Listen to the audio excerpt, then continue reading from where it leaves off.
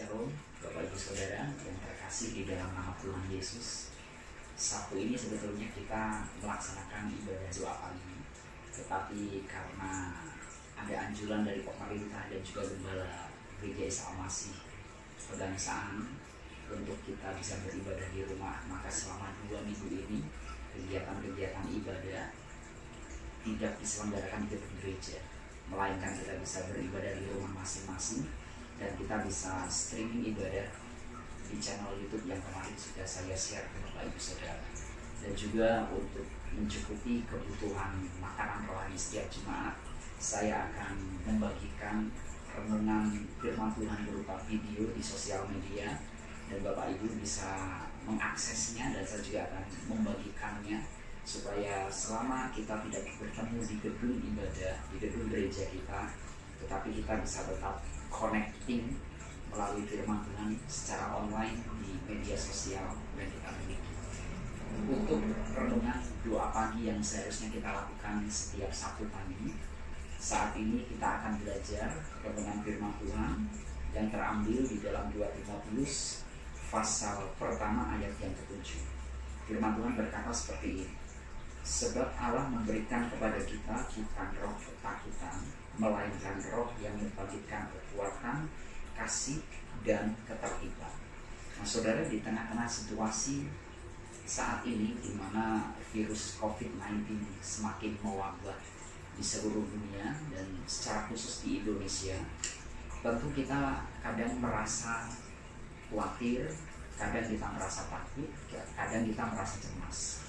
Dan kita bisa lihat orang-orang di seluruh Indonesia sudah mulai panik dan lain sebagainya. Nah, kita saat ini belajar bagaimana sikap kita di dalam menghadapi serangan wabah pada saat ini yang sangat mempengaruhi keadaan bangsa Indonesia dan gereja-gereja dan juga bisnis, ekonomi, dan lain sebagainya.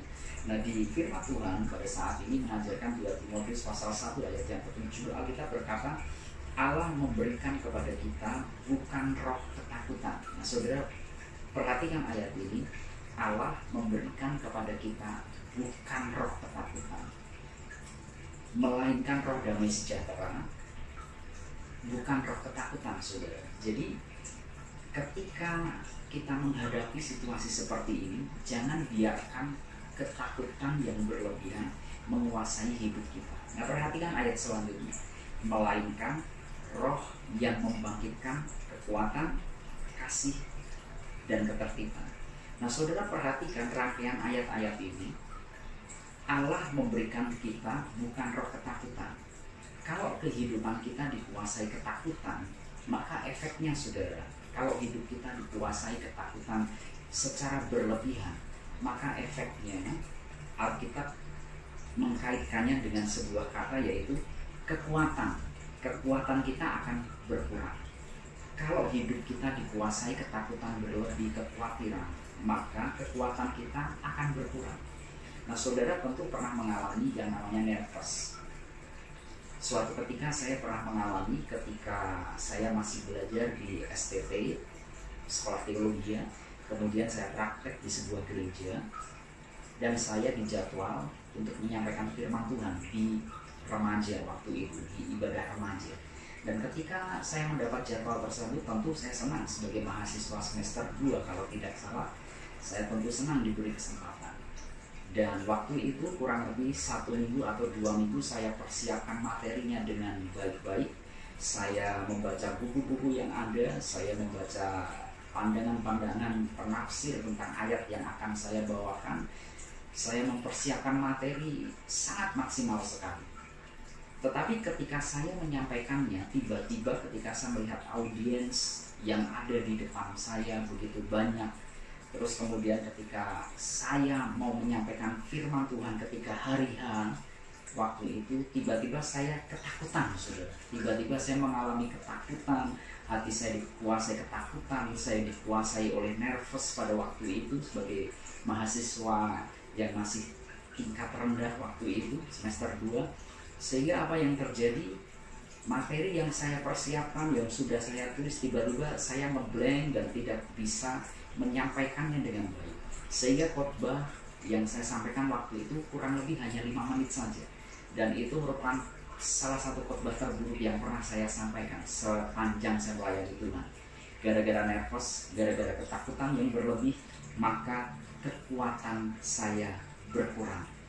Apa yang saya sampaikan tidak maksimal. Nah saudara, di tengah-tengah situasi seperti saat ini, jangan biarkan ketakutan yang berlebihan menguasai hidup, karena itu akan membuat kekuatanmu berkurang, itu akan membuat powermu berkurang di dalam menghadapi masa-masa saat ini. Percaya bahwa wabah ini akan segera selesai, kita pasti akan dilindungi Tuhan, diberi kesehatan. Katakan dengan iman, jangan takut. Kemudian Alkitab berkata, ketika kita ketakutan, maka kasih kita juga akan berkurang. Nah saudara, ketika ketakutan menguasai hidup kita, ketika ketakutan sangat over di dalam hidup kita, ternyata itu bisa mengakibatkan kasih kita juga berkurang. Nah saudara, untuk perhatikan apa yang terjadi di Indonesia beberapa pekan yang lalu, beberapa minggu yang lalu di Jakarta secara khusus. Saya sempat kaget karena melihat banyak orang yang panic buying. Nah, kenapa mereka melakukannya? Kenapa mereka begitu panik? Kenapa mereka menimbun bahan-bahan makanan? Sehingga mereka tidak memperdulikan orang lain. Sehingga mereka sudah mulai berprinsip, aku ingin mencukupkan kebutuhanku sendiri dan keluargaku. Orang lain aku tidak mau tahu. Saudara, itu semua dilakukan. Kalau kita teliti, mungkin orang-orang tersebut mengalami yang namanya roh ketakutan. Oleh karena itu, jangan sampai ketakutan menguasai hidup kita, karena itu membuat kasih kita terhadap sesama makin terkikis. Kita tidak peduli orang lain, tetapi kita mementingkan diri kita sendiri. Nah saudara, di ayat yang selanjutnya Alkitab berkata, Allah memberikan kepada kita bukan roh ketakutan, melainkan roh yang membangkitkan kekuatan, kasih, dan ketertiban. Nah saudara, ketika ketakutan menguasai hidup kita, maka ketakutan itu akan membuat hidup kita itu tidak tertib.